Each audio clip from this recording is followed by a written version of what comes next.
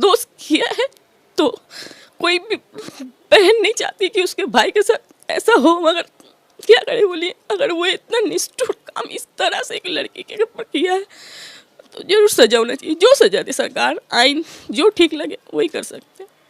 मुझे कुछ नहीं बोलना। हर गलत का तो अंजाम गलत ही होता है ना। क्यों किया ऐसे, क्या सोच कर किया। एक वो डॉक्टर थी, आज हम लोग कहीं ना काम आती, वो देश का भविष्य। ऐसा होता नहीं है। क्या किया। अस्सलामुअलैकुम गाइस, तो कैसे हैं आप सब। उम्मीद करती हूँ आप सब सही सलामत होगे, ठीक ठाक होगे। और बस यही कहना चाहूँगी, अब जो आप सुन रहे हो वो है उसकी बहन, ठीक है। किसकी बहन?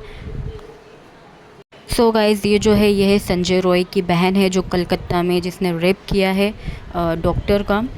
सो गाइस, अपने बच्चों का ख्याल रखें, खुद का ख्याल रखें, और ख़ास करके अपनी छोटी बड़ी जो भी बच्चियां हैं, लड़कियां हैं, बहनें हैं, उनका ख़ास करके ख्याल रखें। क्योंकि ऐसे दरिंदे, ऐसे राक्षस, ऐसे शैतान हमारे बीच में रह रहे, हमारे बीच में घूम रहे हैं, जो एक छोटी बच्ची को भी नहीं छोड़ते, चाहे उसकी उम्र 2 साल हो, 3 साल हो, 4 साल हो, चाहे 14 साल हो, ठीक है। क्योंकि आए दिन ये केसेस बहुत ज़्यादा बढ़ते जा रहे हैं। सो प्लीज़ अपनी माँ बहनों का, अपनी बेटियों का बहुत बहुत बहुत बहुत ज़्यादा ख्याल रखें। तो चलिए गाइस, देखते हैं आगे ये क्या कह रही है। ये तो यही कह रही है जो कि हर एक बहन यही कहेगी।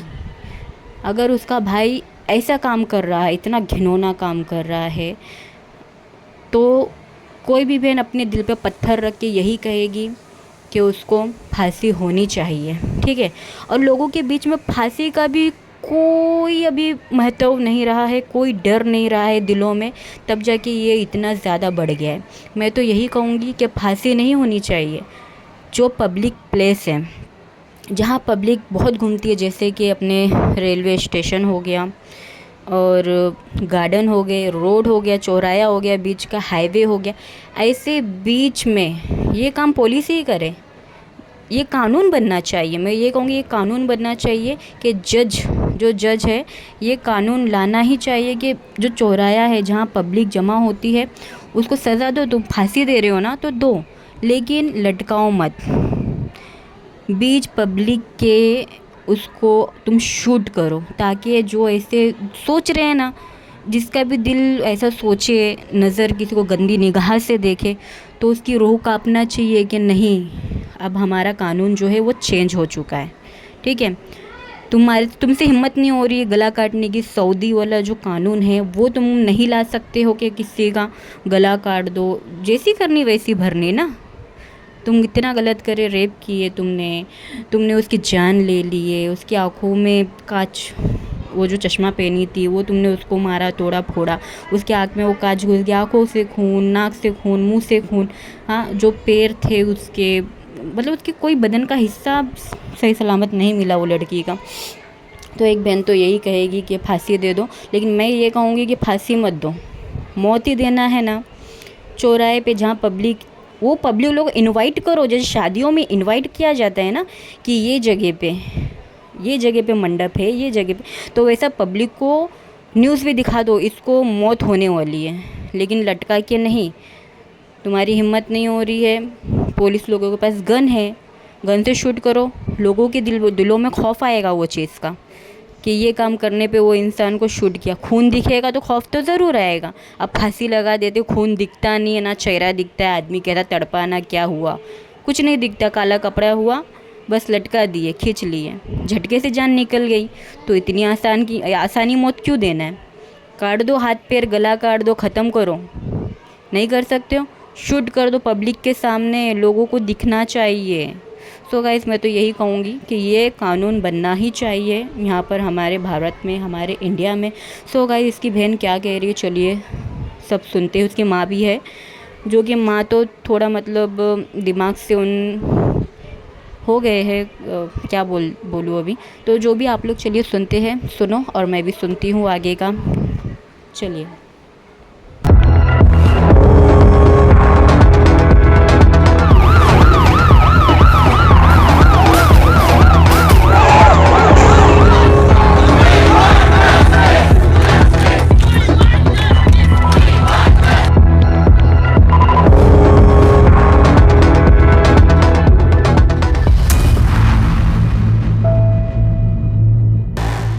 कोलकाता का आरजी कर अस्पताल, जिसकी दीवारें बोल पाती तो गवाही देती कि उस रात अस्पताल में इंसान के भेष में एक शैतान आया था, जिसे तब किसी ने नहीं देखा जब डॉक्टर बिटिया से दरिंदगी कर रहा था। वो हैवान जिसने देश की बेटी की चीखों को किसी के कानों तक नहीं पहुंचने दिया। वो जल्लाद जिसके हाथ एक अबला के जिस्म को नोचते एक पल को भी नहीं सहमे। और वो राक्षस कोई और नहीं बल्कि ये शख्स था। नाम संजय रॉय, उम्र 35 साल, जुर्म लेडी डॉक्टर से रेप और हत्या का इल्जाम।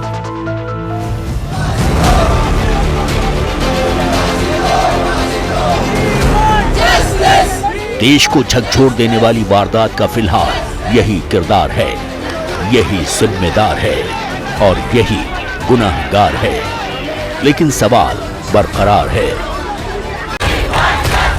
यही वो सवाल है जिनका जवाब 140 करोड़ देशवासी जानना चाहते हैं और इन्हीं सवालों की तह तक जाने के लिए सीबीआई पूरा जोर लगाए हुए है।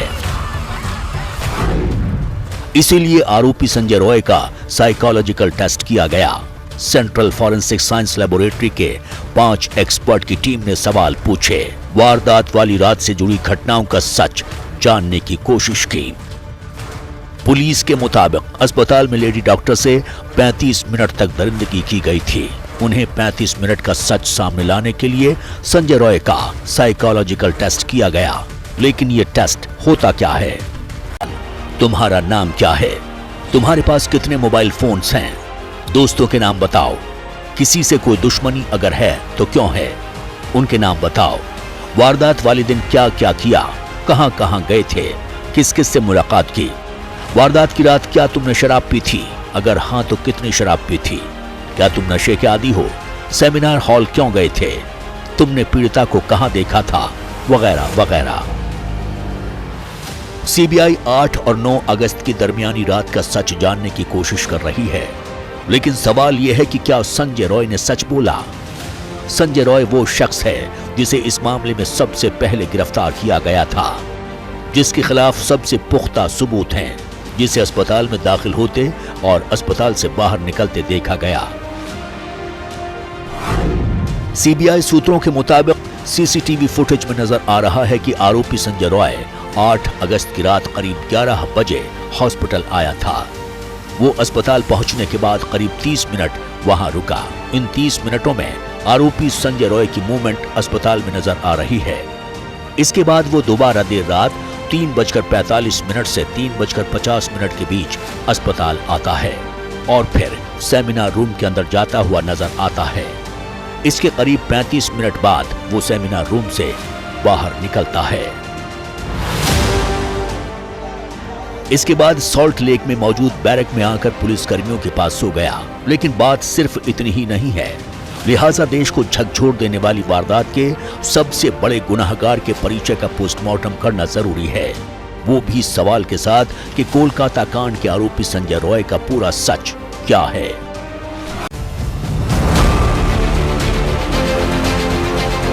आरजी कर अस्पताल से भवानीपुर पहुंचने में करीब 1.25 घंटे का वक्त लगता है। तंग गलियों से गुजरते हुए एक छोटा सा कमरा मिलता है।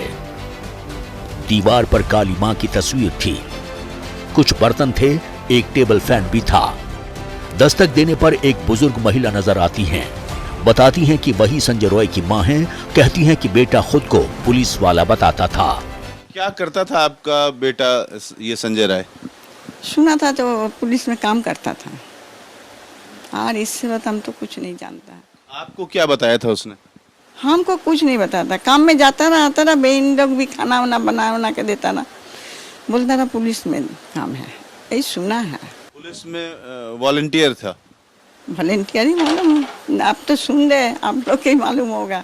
आपको यही पता था कि पुलिस में काम करता है? हाँ, पुलिस में, और कुछ नहीं। एक कमरे के घर में संजय रॉय की मां अकेले रहती हैं, लेकिन अड़ोस पड़ोस में कई परिवार हैं जो लेडी डॉक्टर के कातिल को लेकर कई खुलासा करते हैं। बताया जाता है कि संजय रॉय 2019 में सिविल वॉलंटियर के तौर पर कोलकाता पुलिस से जुड़ा था। पहले डिजास्टर मैनेजमेंट ग्रुप में था, बाद में उसे डिपार्टमेंट के वेलफेयर सेल में भेज दिया गया। इस दौरान उसने डिपार्टमेंट में कनेक्शन बना लिए। इसी दम पर उसे पुलिस की 4थी बटालियन के कैंपस में रहने की जगह मिल गई। बाद में उसकी पोस्टिंग आरजी कर हॉस्पिटल में कर दी गई।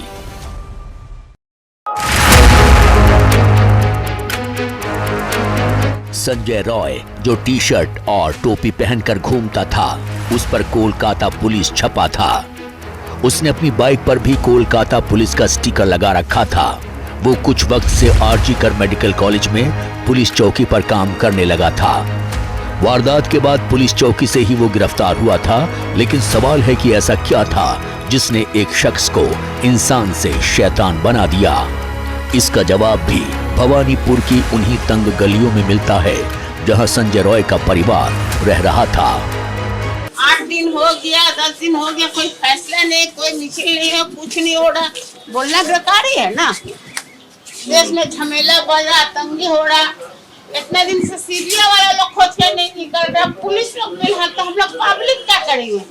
पड़ोसी बताते हैं कि संजय की मां मेंटली डिस्टर्ब है। छोटी बेटी घर पर मां की देखभाल करती है। पड़ोसियों ने संजय रॉय को लेकर कई चौंकाने वाली बातें बताई। मसलन संजय रॉय ने 4 शादियां की थी।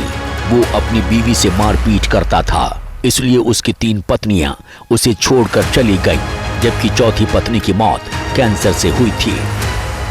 कुछ पड़ोसियों का तो ये भी दावा है कि संजय ने 4 नहीं बल्कि 5 शादियां की थीं, लेकिन क्लेश की वजह से कोई भी पत्नी उसके साथ नहीं टिकी और छोड़कर चली गई।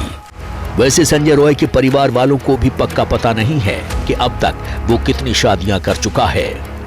शादी के तो कोई न्यूज़ ही मेरे पास नहीं थे। मतलब और भी ये होता है ना कि यहाँ सभी को पता है कि इन लोग के साथ किसी तरह कोई रिलेशन नहीं है, इसलिए उन लोग भी वहाँ का चर्चा खूब एक मेरे साथ बोलते भी नहीं थे, क्योंकि ये तो अजब बात होता है ना कि बातचीत नहीं है, फिर उन लोग के बात हमको क्यों बोले, तो उन लोग भी खूब एक बोलते नहीं थे।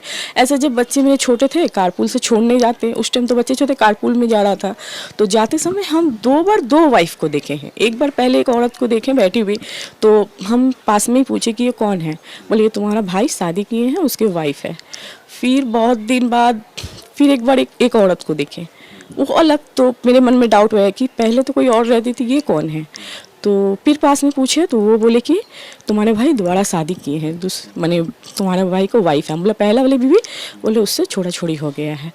बस यही तो मुझे पता था। अब वो दिन शनिवार के दिन जो न्यूज़ आया टीवी पे, तब मुझे पता चला कि उसके 4 शादी हुए थे। तो हम तो 2 ही देखे हैं, तो इसलिए हम कुछ बोल नहीं सकते। संजय रॉय 4 बहनों के बीच इकलौता भाई है। सबसे बड़ी बहन संजय के घर से कुछ ही कदम की दूरी पर रहती है, लेकिन करीब 15 सालों से दोनों की बातचीत बंद है। संजय ने कभी उसे अपने घर नहीं आने दिया, क्योंकि बहन ने अपनी मर्जी से शादी की थी। अपना भाई है, पर फिर भी गलत जो होता है तो गलत है ना। अगर वो ये काम किया है तो सरकार, आइन जो सजा उसे दे, मंजूर है, क्योंकि गलती हम करेंगे तो सजा भी तो लेना ही पड़ेगा ना। आप चाहेंगी कि जो दोषी होता है उसको हमेशा सजा होनी चाहिए, ऐसे मामले में संजय को फांसी हो, ये आप चाहेंगी? देखिए, अब ये न्याय मानने के लिए अगर वो दोष किया है तो हाँ बोल सकते, हाँ अगर दोस्त किया है तो कोई भी बहन नहीं चाहती कि उसके भाई के साथ ऐसा हो, मगर क्या करे बोलिए। अगर वो इतना निष्ठुर काम इस तरह से एक लड़की के ऊपर किया है तो जरूर सजा होना चाहिए। जो सजा दे सरकार, आइन, जो ठीक लगे वही कर सकते हैं। मुझे कुछ नहीं बोलना। हर गलत का तो अंजाम गलत ही होता है ना। वो क्यों किया ऐसे, क्या सोच कर किया। वो डॉक्टर थी, आज हम लोग ही ना काम आती, वो देश का भविष्य, ऐसा होता नहीं है। क्या कि पूरे देश को झकझोर देने वाली इस हैवानियत की पूरी कहानी बेहद हैरान करने वाली है, लेकिन सवाल अब भी बरकरार है कि क्या इस वारदात में संजय रॉय अकेले शामिल था या उसके साथ कोई और भी था। शक ये भी जताया जा रहा है कि लेडी डॉक्टर किसी बड़े राज को जान गई थी। इस बात को लेकर भी चर्चा हो रही है कि पीड़िता विभाग में चल रहे ड्रग रैकेट का पर्दाफाश करने की कोशिश कर रही थी।